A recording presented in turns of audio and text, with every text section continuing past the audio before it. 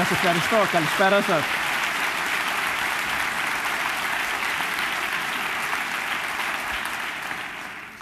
Εμένα, όπως βλέπετε, μου φέρανε πολυθρόνα, επειδή συνήθως οι παππούδες και οι γιαγιάδες τα παραμύθια τα λένε καθισμένοι σε πολυθρόνες. Είχα ζητήσει βέβαια καναπέ για να κάθονται δίπλα μου ο Θάνος το Κολοκυθάκη, ο Πίκος Απίκος και κάποιοι άλλοι χαρακτήρες μου. Αλλά δεν μπορεί να τα έχει όλα κανείς. Θα προτιμούσα να σας έλεγα ένα παραμύθι, αλλά θα σας μιλήσω για το κύριο συστατικό των παραμυθιών, δηλαδή τη φαντασία. Η φαντασία είναι η πρώτη που χαρτογράφει τα νερά. Στη φαντασία μας συντελούνται αρχικά τα πιο τολμηρά ταξίδια. Η φωτογραφία στην οθόνη που βλέπετε είναι ένα πραγματικό άγαλμα ύψους 7 μέτρων στο Όσλο της Νορβηγίας. Θα σας πω σε λίγο τη σημασία αυτού του συνδετήρι και τη σχέση με την ομιλία μου. Το τίτλο της ομιλίας, «Ας φανταστούμε», τον έχω πάρει από μια διάλεξη που είχε δώσει ο James Maxwell για τη μοριακή δομή των αερίων. Στη διάλεξη αυτή είχε μπροστά του μια σειρά από μπουκαλάκια με αέρια και έδειχνε το περιεχόμενό του στο ακροατήριό του για να το παρατηρήσουν. Παρόλο που και τα αέρια και τα μόρια ήταν αόρατα. Και γι' αυτό το λόγο ο Maxwell επαναλάμβανε κάθε λίγο και λιγάκι την πρόταση «Let us imagine». Ας φανταστούμε τα αέρια και τα μόρια. Στην επιστήμη πρέπει να φανταζόμαστε όλο και περισσότερα, όλο και τολμηρότερα. Ο Erwin Schrödinger, ο Αυστριακός φυσικός, για να εξηγήσει τι είναι το ηλεκτρόνιο, το είχε περιγράψει σαν παλμό σε αόρατο σκηνή. Γίνεται τώρα στο Μουσείο Γουναρόπουλου μια έκθεση έργων τέχνης εμπνευσμένων από ήρωες των βιβλίων μου, διάφορα εικαστικά, γλυπτά και άλλα έργα, και μεταξύ άλλων εκθέτουμε για πρώτη φορά το αόρατο πράσινο καγκουρό. Υπάρχει μια προθήκη και μια ταμπελίτσα που λέει «Αόρατο πράσινο καγκουρό, μην αγγίζετε».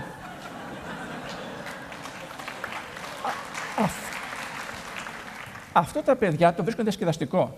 Μία ηλικιωμένη εκπαιδευτικός όμως με επέπληξε, μου είπε «Τι πράγματα είναι αυτά, πού είναι το καγκουρό και τι ωφελεί να λέτε στα παιδιά ότι υπάρχει ένα αόρατο πράσινο καγκουρό». Έπρεπε να τους απαντήσω ότι ωφελεί επειδή θα βοηθήσει μεθαύριο τα παιδιά να καταλάβουν τι είναι το ηλεκτρόνιο, σύμφωνα με τον ορισμό του Schrödinger.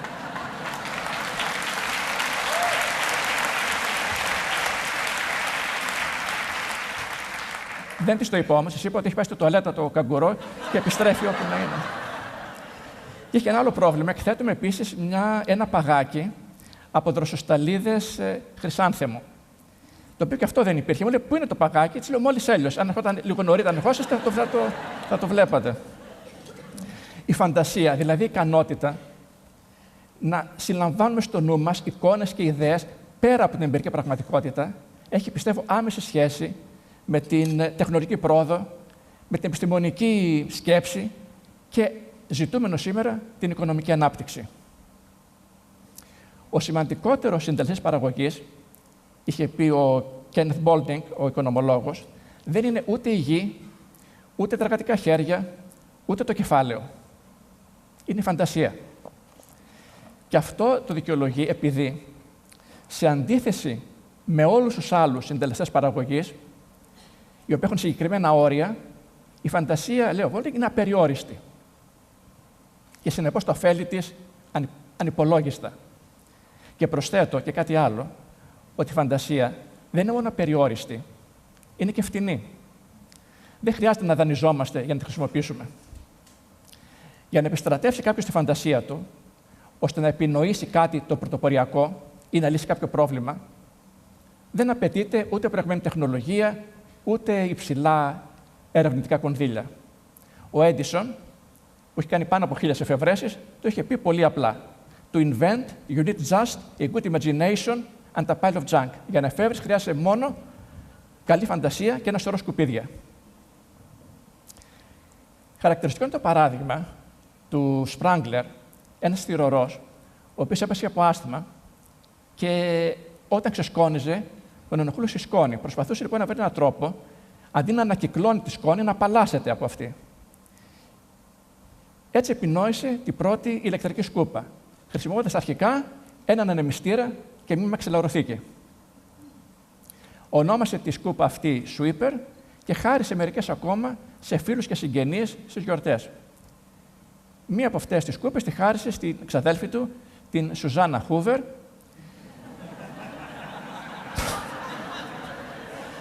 Ο σύζυγος της ξαδέλφης του, ο William Henry Hoover, βιομήχανος δερματίνων ειδών εκείνη την εποχή, είδε την σκούπα, βρήκε ενδιαφέρουσα την ιδέα και μαζί με τον Σπράγκλιν ιδρύσανε το 1912 τη γνωστή εταιρεία παραγωγής ηλεκτρικής σκούπας Hoover. Και αυτή δεν είναι η μόνη περίπτωση. Είναι πάρα πολλές οι περιπτώσεις που για κάποια εφεύρεση δεν χρειάζεται ούτε εξειδικευμένη γνώση, ούτε υψηλά κονδύλια, ούτε οργανωμένες ομάδες. Για παράδειγμα, ο Ελβετός George de Maistre, όταν πήγαινε για κυνήγι με το σκύλο του, εκνευριζόταν επειδή έπρεπε μετά να καθαρίσει το τρίχωμα του σκύλου από τις κολιτσίδες που είχαν προσκολληθεί στο τρίχωμά του. Με αποτέλεσμα, παρατηρώντας τις κολιτσίδες, να επινοήσει το βέλκρο. Το βέλκρο είναι τίποτα άλλο από βιομηχανοποιημένη κολιτσίδα. Κάτι παρόμοιο συνέβη και με τον Άρθρο Φράι, ένα θεοσεβούμενο που επειδή όταν εκκλησιαζόταν στο βιβλίο με τους ύμνους του πέφτανε οι σελιδοδείκτες που τοποθετούσε, επινόησε το post-it, το οποίο είναι εύκολο να ξεκολλάει.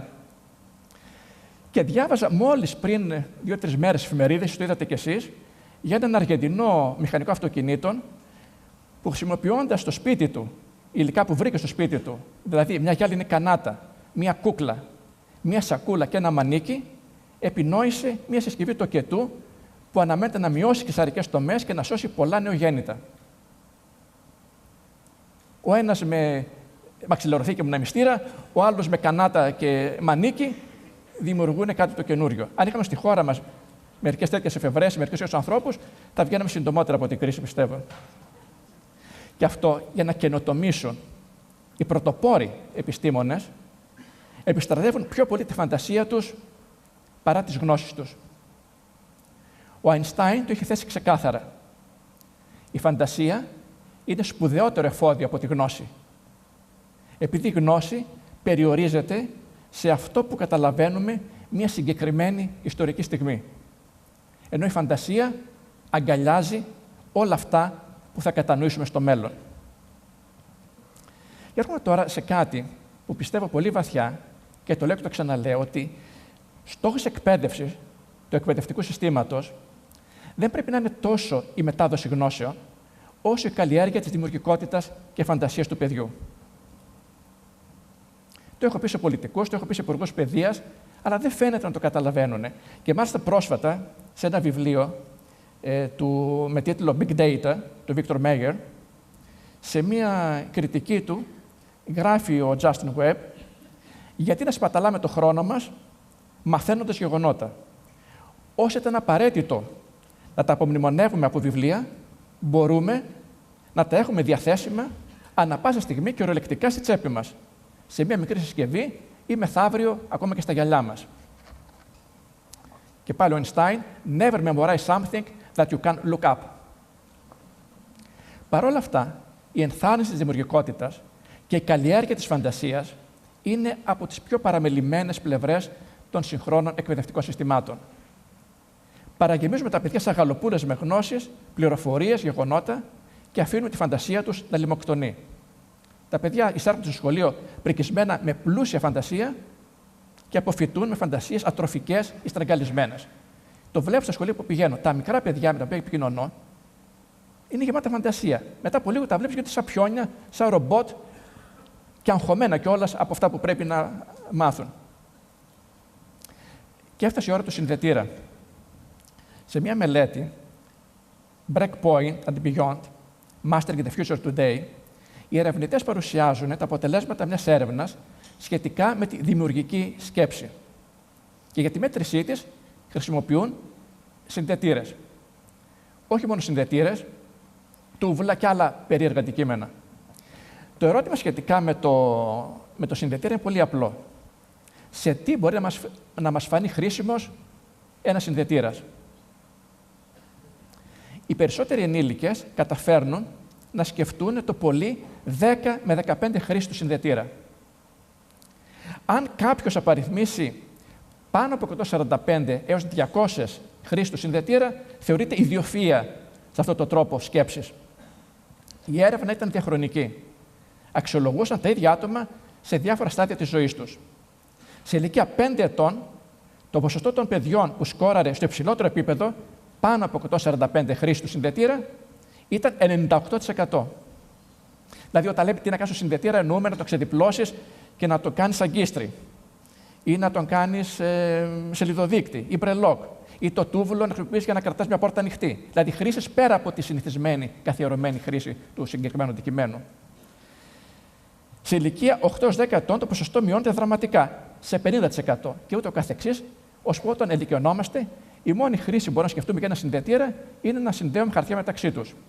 Και μερικοί ενήλικες λένε επίσης ότι το χρησιμοποιούμε για CD-ROM eject, που το βάζουμε στην τρυπούλα και βγαίνει το CD-ROM, ή άμα είναι βέβαια κανείς διαρρήκτης, μπορεί να το χρησιμοποιεί για να ανοίγει κλειδαριές ή χειροπέδες. Δοκίμασα κι εγώ σε μια διάλεξη που είχα δώσει αυτό το θέμα και του έδωσα διάφορα χαρτάκια να σκεφτούν να μου πούνε χρήση συνδετήρα. Ούτε 5 δεν μπορούσαν να σκεφτούν καλά-καλά. Όχι 145 όπως τα μικρά παιδιά.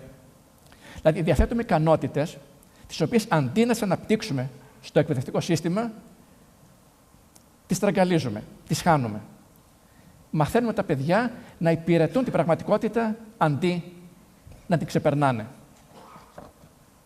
Και βέβαια δεν σε εκπλήξει να σας πω ότι παραμύθια γράφω, πιστεύω ότι η καλύτερη τροφή της φαντασίας είναι τα παραμύθια. Και πάλι να επικαλεστώ τον Einstein, if you want your children to be intelligent, read them fairy tales. If you want them to be more intelligent, read them more fairy tales. Ο Άλαν Τούρινγκ, ο πατέρας επιστήμης των ηλεκτρονικών εγκεφάλων, είχε επηρεαστεί στο έργο του από παραμύθια. Παραμύθια με προφητείες που διάβαζε όταν ήταν παιδί. Η αγάπη του για τα παραμύθια συνεχίστηκε σε μεγάλη ηλικία και τη μοιραζόταν αυτή την αγάπη με το μαθηματικό Γκέντελ, ο οποίος είχε πει ότι μόνο οι μύθοι αποδίδουν την πραγματικότητα όπως θα έπρεπε να είναι. Ακόμα και η τραγική αυτοκτονία του Τούρινγκ το 1954 ήταν μια αναπαράσταση του αγαπημένου του παραμυθιού της Χιονάτης. Αυτοκτόνησε δαγκώνοντας μια μπουκιά από ένα μήλο εμποτισμένο με κιάνιο. Υπάρχουν κάποιοι που πιστεύουν, αν και δεν γίνεται δεκτό επισήμως, ότι το δαγκωμένο μήλο των ηλεκτρονικών υπολογιστών της Apple είναι φόρος τιμής στο πατέρα των ηλεκτρονικών εγκεφάλων.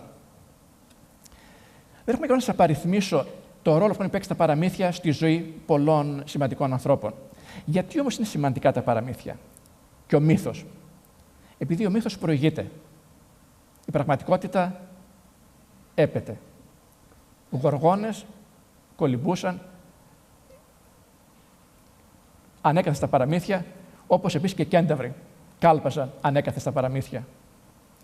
Τώρα με τη βοήθεια των transgenics, διαγωνιδιακή τεχνολογία, φανταστικά όντα δημιουργούνται το ένα μετά το άλλο. Το Γαλλικό Ινστιτούτο Αγρονομικής Έρευνας δημιουργεί το πρώτο πυγολαμπιδολαγουδάκι, που φωσφορίζει σαν πυγολαμπίδα. Με τη χρήση DNA αράχνης, ερευνητές στο Κεμπέκ δημιουργούν τον πρώτο αραχνοτράγο, από το γάλα του οποίου παρασκευάζονται πανίσχυρες ίνες για αλεξίσφαιρα γυλαίκα. Το ίδιο και με τους μανδύες που σε καθιστούν αόρατο. Ανέκαθεν τους διαβάζαμε στα παραμύθια. Τώρα, η επιστημονική ομάδα του Xiang Zhang στο Πανεπιστήμιο του Berkeley καταφέρνει να καταστήσει αόρατα τρισδιάστατα αντικείμενα, καλύπτοντάς τα με τα λεγόμενα metamaterials. Είναι κάτι σαν οπτικά τεφλόν που αποθούν τα σωματίδια του φωτός και καθιστούν το αντικείμενο αόρατο. Δηλαδή το παραμύθι εδώ και πολύ καιρό μας το λέει και τώρα το πραγματοποιούμε, το υλοποιούμε.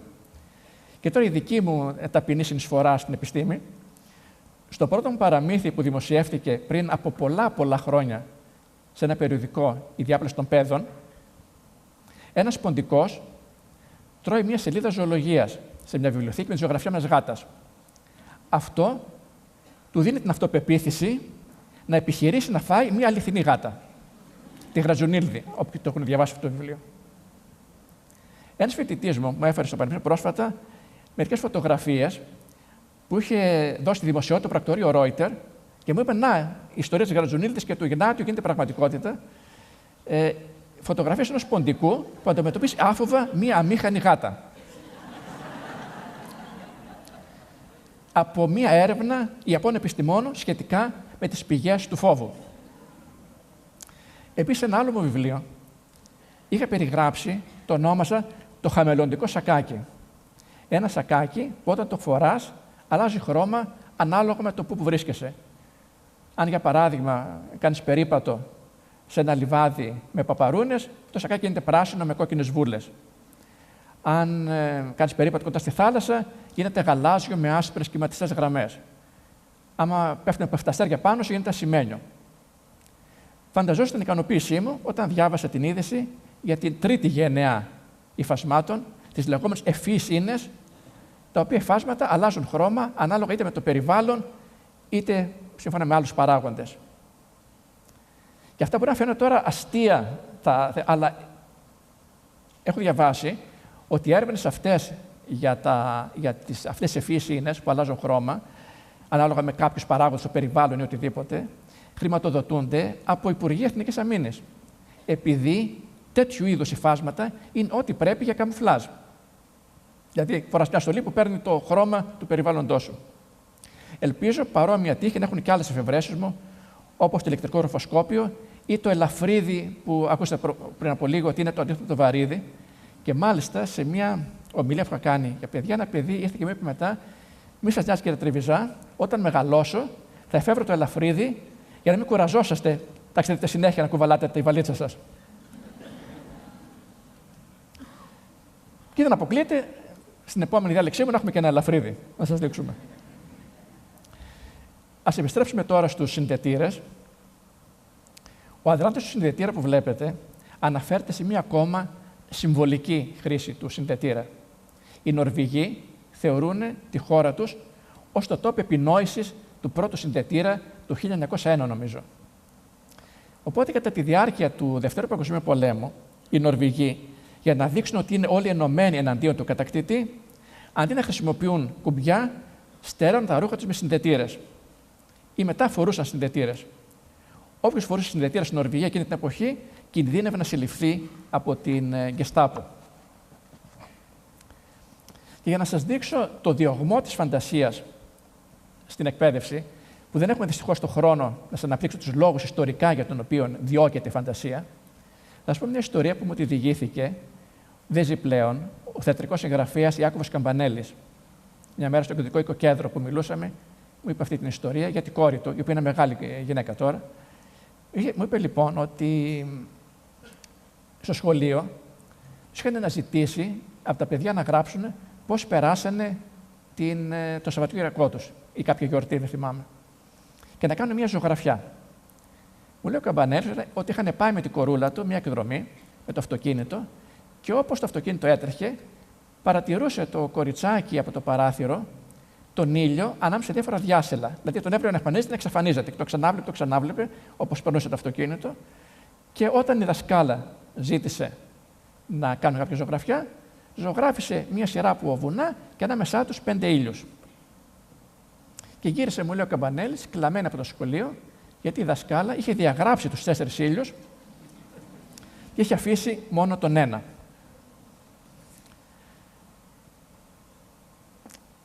Ποια είναι η ηρωνία? Η ηρωνία είναι ότι και από επιστημονικής πλευράς η κορούλα του Καμπανέλη, όχι η δασκάλα, είχε δίκιο. Δεν υπάρχει ένας μόνο ήλιος. Το ηλιακό μας σύστημα δεν είναι το μοναδικό. Οι ήλιοι είναι πολλοί, ίσως άπειροι. Σίγουρα όμως, σε διαβεβαιώνω, παραπάνω από 5. Αυτά είχα να σας πω. Παίρνω τώρα το όρο, το πράσινο καγκουρό μου και επιστρέφω στον ιστό περιχνημάτων. Σας ευχαριστώ.